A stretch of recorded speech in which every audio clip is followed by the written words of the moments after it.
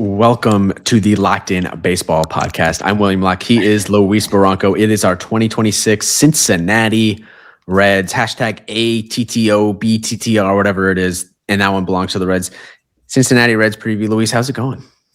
Finally, another playoff team. You've been killing me with these non-playoff teams.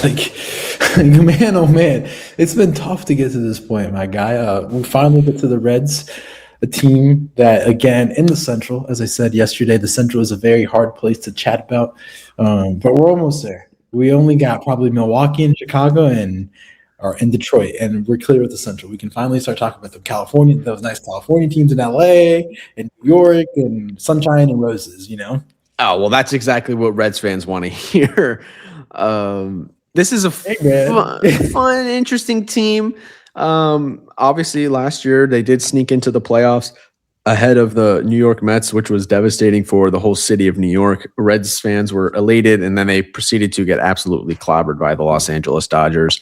I was there. He was there for game one. Yeah. Can you say your real thoughts? Because I feel like you're holding back your real thoughts. Just like, you were like, yeah, exciting team. There's some interesting. There are some interesting pieces. Say what you want to say. I don't trust their lineup, and I think Reds fans feel the same way. Like Elly De La Cruz is great. He strikes out a lot. Those numbers have been coming down. They brought in Eugenio Suárez to hit behind him. So, finally he'll have some type of protection behind him. But Eugenio Suárez also strikes out a ton and was terrible with the Mariners, except for that huge home run that he hit.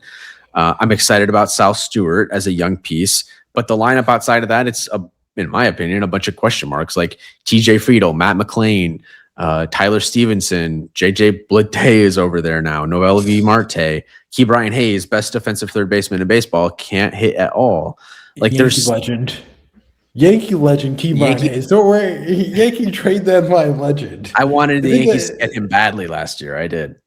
I love it. I love how everybody's changed. I love how your tune changed to Key Brian Hayes immediately when he's not a Yankee. Now that he's a Red and he didn't get traded to the Yankees. But I mean, look at this team. I mean, yes, the lineup is not great. Let's just be honest. I mean, this team's going to struggle scoring runs. But I mean, I think where they hang their hat on is the starting rotation with Hunter Greene, Andrew Abbott, Brady Singer, Nick Lodolo, Chase Burns, and you mix in a little bit of Rhett Lowder in there. I mean, this is what fans are going to get up for. They're going to get up for every 5 days for Hunter Greene and Andrew Abbott, Chase Burns as well. I mean, let's see if he can make that jump from top prospect to a reliable, good MLB starting pitcher.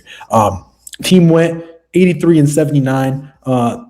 When you look at them, they were a bang 500 team throughout the season.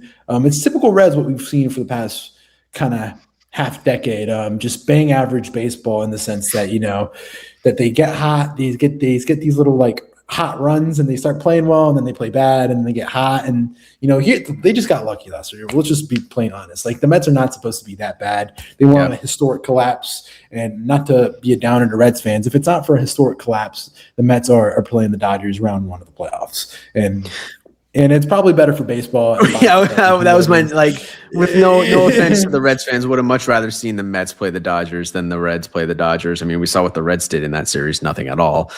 But I do think you mentioned the rotation. There's a lot of reason to be excited about that rotation. It could be top half of the league, top 10 caliber rotation, in my opinion.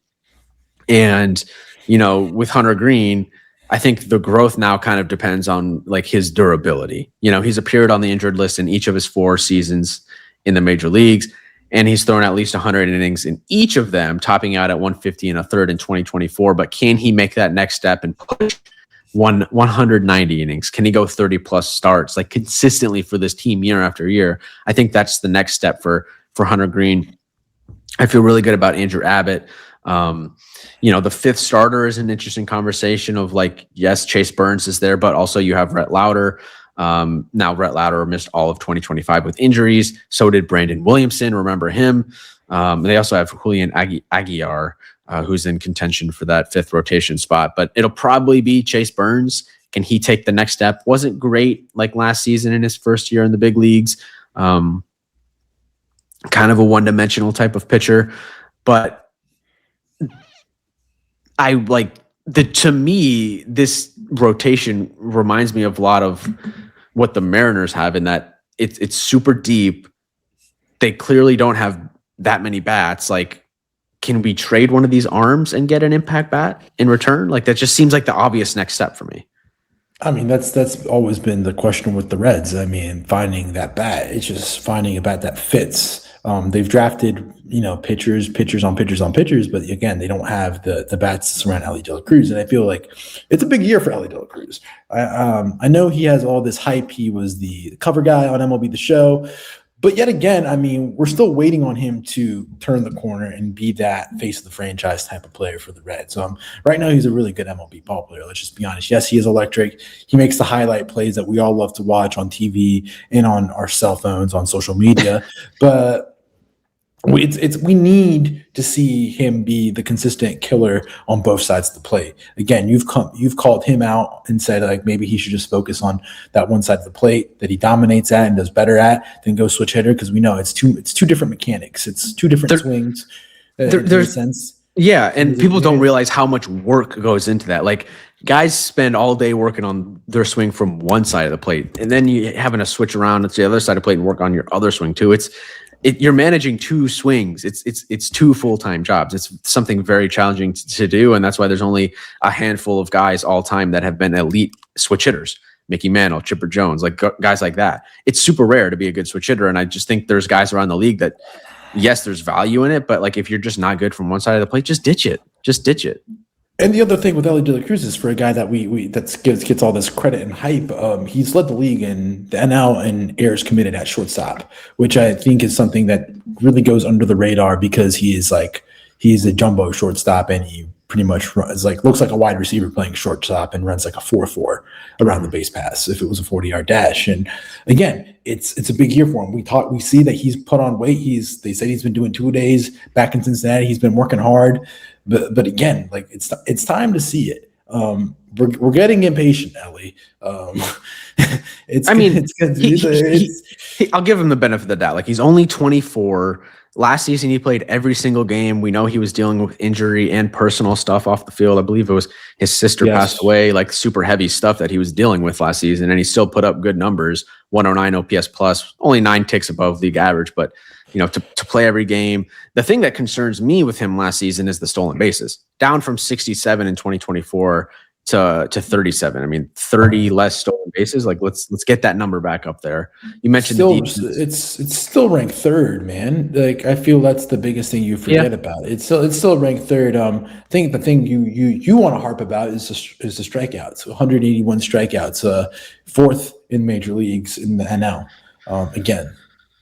Yeah, and the rates are down, like 33 in 2023, 33% strikeout rate, 31% in 2024. It was down to 25.9 last season. Can he get low 20s? Like, can we get 21, 22% strikeout rate? It's a similar trajectory that Aaron Judge had. He was in the 30s when he started, and that number creeped down, and now obviously we know the type of player he is.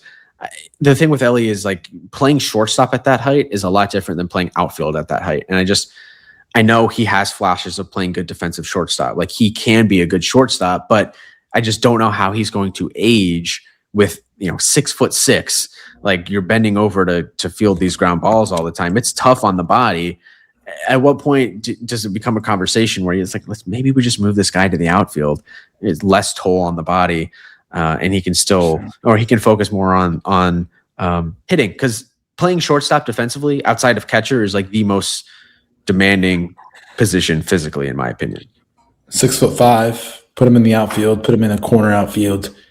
I know it's kind of wasting his range that he could have, but I feel like, if the bat pans out and you have a dude that could be 50-50, 40-40 type of guy. 40-40, yeah. Yeah, I know, because 40-40 gets talked about a lot, but I think 40-40 is now, I don't want to call it easy because I still think it's a big feat in the majors, but I feel like with the big base pass, like the big bases, the pizza box, it's different. We saw Ronald Acuna go ballistic. It's just a matter of, where do the Reds want to take this team? Where do they want to develop? We've seen the Reds' MO of drafting a lot of middle infielders and have a lot of middle infield prospects in the minors. I mean, they still have Matt McLain at second base. Again, a lot of unknown with this team, and this team's pretty much a 500 ball club to me. I mean, great pitching, But I mean, where are we going to get the hitting? I mean, I don't know what you're going to do with Elly, because I do feel like at least my patience is wearing thin. It's time to take off the glasses. It's time to read the paper and see what it is. And yes, the numbers are decreasing, but it's time to see the real.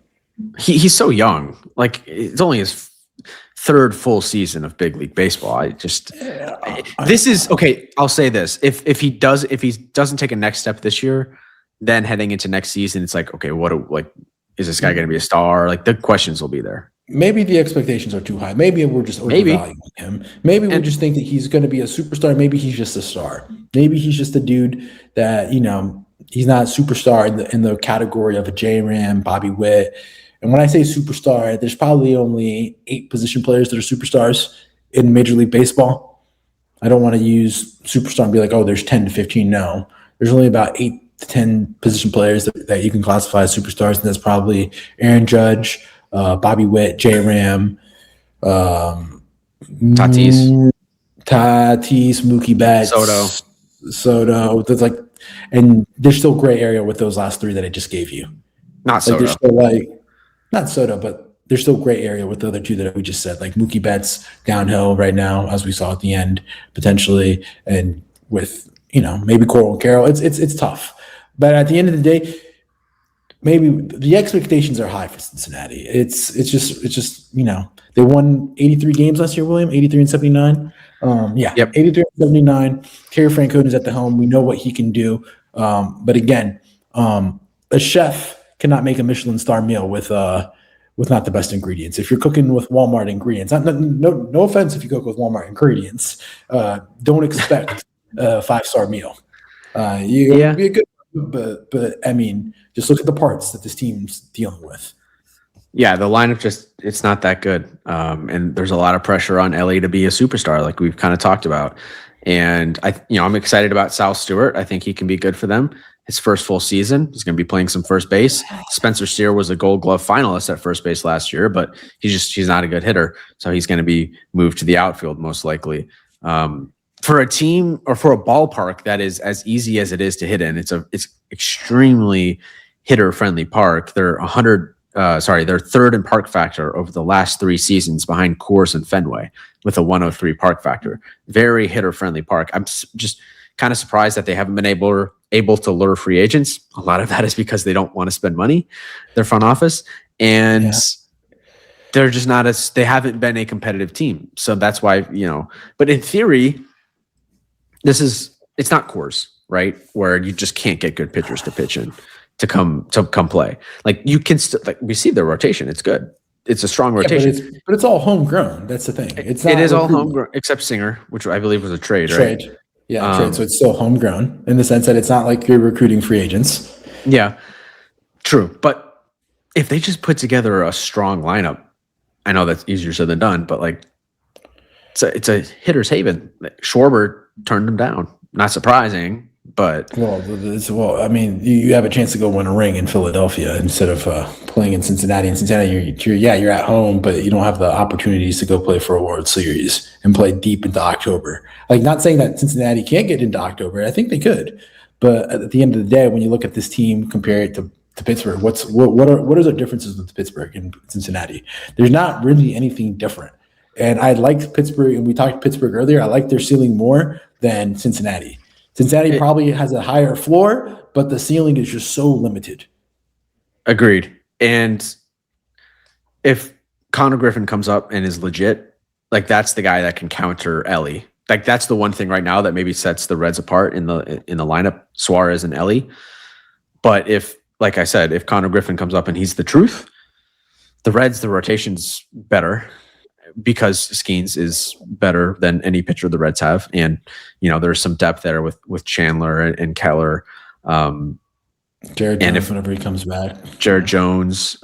I see a world in which the Pirates can finish third ahead of the Reds in this division. Maybe even get crazy, maybe even second. I don't think that's going to happen. But the Reds are better than the Cardinals for sure. I'll give them that. They're not finishing last in this division. And that's the thing, you just made the point, again, to the point that the Reds have a high floor but a low ceiling. right now. This team really isn't. And I mean, Andrew Abbott's a great pitcher, but again, he had injury concerns last year. And, you know, once those injury concerns start popping up, I mean, no, not trying to wish any ill will, but again, check engine light comes on. That's an issue. Yeah. And I feel like we directly saw the ceiling of this team and organization and the current structure of Major League Baseball and their ownership too, given that context. Like, we saw them sneak into the playoffs. We saw them go up against the Dodgers and like, okay, this team's never winning a World Series. Same thing with the Brewers. We saw the Brewers had one of their best, I think their best season ever, regular season wise, almost won 100 games. They were the talk of the regular season. And then they go into the NLCS and we see them go up against a team of championship caliber. It was like they were basically a AAA team against the Dodgers. And it just shows you how far away some of these teams are in the central divisions compared to the Dodgers. And it's not like the Dodgers were unbeatable. We saw the Blue Jays push them to the brink. So they are beatable. The only thing that the Reds really did was just replace Jaime Candelario with Eugenio Suárez. Yeah, which he's comfortable in. He's comfortable in since he's played there before, but he strikes out so much. He hit so many homers there, but the whole point is like the ceiling is just so limited, and I don't think we need to beat this dead horse. I'm like, they're a cool team. We'll pop in, we'll pop out, we'll check them out. What 81 and a half is over under. Yeah. Last year's win total was 78 and a half. They went 83 and 79. I'm gonna take the under. I just feel I expect things from Pittsburgh. I just expect this team to lose a lot of these banana peel games. Like, I feel them like they'll face like a St. Louis, or they'll go to a series in St. Louis and they'll lose 2 out of 3. That's what I expect them to be. They'll go play a series, I don't know, versus San Francisco, and they'll sweep them. But then they'll go, lose a series against an Arizona or a team of similar caliber in the AL. They'll come to Miami and lose 2 out of 3 and get swept. That's what this team is. It's going to be a mixed bag of what you get out of them. Yeah, it'll be fun to watch Hunter Greene starts. Tune in every 5th day if you're a neutral fan. The bullpen we didn't talk about, but Emilio Pagan, Tony Santillan, strong 8-9 inning there. Graham Ashcraft is there, who should be solid in relief. But I'm going to go under 2. It feels like the better side to be on with this team. I think I'd much rather, or I think there's a better chance of this team winning in the 70s than this team winning in the mid 80s. So I feel like the under is the play with the Reds. The total seems a little bit too high. It is more likely that they're the 4th best team in this division. Then second, yeah. Second. I could see Pittsburgh being second easily. Easily? Behind, over the Brewers? Over Chicago, maybe. Or the Brewers, either or. Because we were saying that Chicago and Milwaukee are going to be top 2. I think everyone's kind of assuming that, but I feel like at some point the Brewers are going to struggle. But that's what I'm saying. And then Pittsburgh is going to be that good this year. So you're so really high in Pittsburgh. Well, I can just see if everything turns out. I mean, yeah. There's optimism. There's no optimism in Cincinnati. I'm sorry. Like, I don't see the optimism. Like, yes, they have the pitching, but what did you do to change your team last year? You only bring back Eugenio Suárez, which, I mean, yeah, it's great. It's like getting back with your ex-girlfriend. You already know what's up, but are you really changing the issues here? JJ Bleday, Vanderbilt product. I'm serious. JJ Bleday, we're replacing Austin Hayes in the sense. It's a downgrade. And Austin Hayes was really, really good in his role last year. I mean, all the contenders were sort of in on him at some point of the free agency period. Yep. JJ Bleday played in Oakland, didn't make it in Oakland, played in Miami, no offense. Not that he didn't make it, but played in Oakland, top prospect in Oakland, played in Oakland, then Miami, and then where was he last year? I think he was still in Miami. I want to say. He was with the A's. Really? I'm pretty sure he was with the A's last year. He's a solid player, but I'm just saying, like, in comparison to Austin Hayes, what Austin Hayes did last year, yeah, like way better. Yeah. Austin Hayes. He was with the A's, yeah. But yeah, I mean, look, I'm taking the under. Like, this is a 500 ball club, above average 500. Better pray that none of their arms go down, because if one of their arms goes down, the season's going south. Yep. Yeah. There's a lot of pressure on Elly and Suárez to produce. So we're both under. The lineup lets this team down. They didn't really do a ton to address it. Suárez is exciting, but he's going to have to carry this team. I just don't think he will. So the under is the play here for both of us. Tomorrow, we got the Rangers. So we're getting out of the Central a little bit. Interesting team in Texas. Until tomorrow. Peace out.